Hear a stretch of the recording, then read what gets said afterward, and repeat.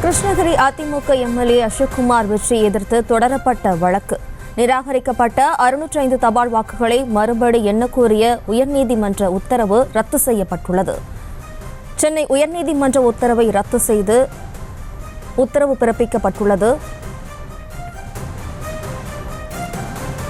கூடுதல் விவரங்களோடு நமது செய்தியாளர் மதியழகன் இணைகிறார். வணக்கம் மதியழகன், இந்த வழக்கு தொடர்பான மேலும் விவரம்.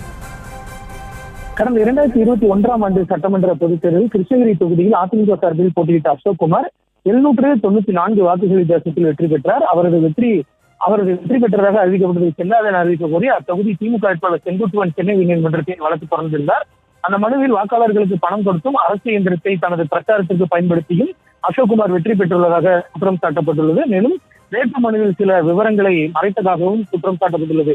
இந்த தேர்தல் வழக்கு சென்னை உயர்நீதிமன்றத்தில் நடைபெற்று வருகிறது. இந்த நிலையில் தனக்கு எதிரான அந்த வழக்கை நிராகரிக்க கோரி அதிமுக எம்எல்ஏ அசோக்குமார் தாக்கல் செய்திருந்த மனுவை சென்னை உயர்நீதிமன்றம் ஏற்கனவே தள்ளுபடி செய்திருந்தது. இந்த நிலையிலும் நிராகரிக்கப்பட்ட 605 தபால் வாக்குகளை உயர்நீதிமன்ற பதிவாளர் முன்னிலையில் மீண்டும் மறு எண்ணிக்கை நடத்த உத்தரவிட வேண்டும் என செங்குட்டுவன் மனு தாக்கல் செய்திருந்தார். இந்த வழக்கில் கடந்த மாதம் உத்தரவு பிறப்பித்த சென்னை உயர்நீதிமன்றம் நிராகரிக்கப்பட்ட தபால் வாக்குகளை மீண்டும் மறு வாக்கு எண்ணிக்கை நடத்த வேண்டும், உயர்நீதிமன்ற தலைமை பதிவாளர் இதற்கென ஒரு பதிவாளரை நியமிக்க வேண்டும், அதே போல தேர்தல் ஆணையமும் 2 அதிகாரிகள் நியமிக்க வேண்டும் என சென்னை உயர்நீதிமன்றம் தெரிவித்திருந்தது.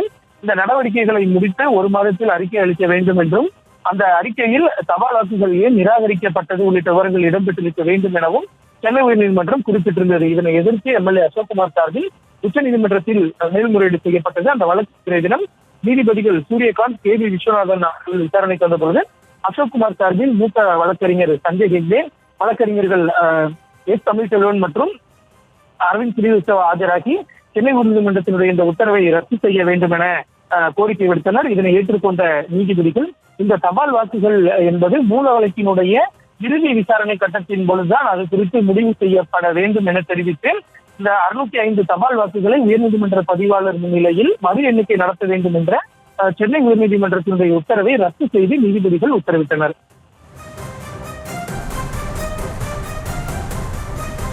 விவரங்களுக்கு நன்றி மதியழகன். செய்திகளை உடனுக்குடனும் துல்லியமாகவும் தெரிந்து கொள்ள சப்ஸ்கிரைப் பண்ணுங்க.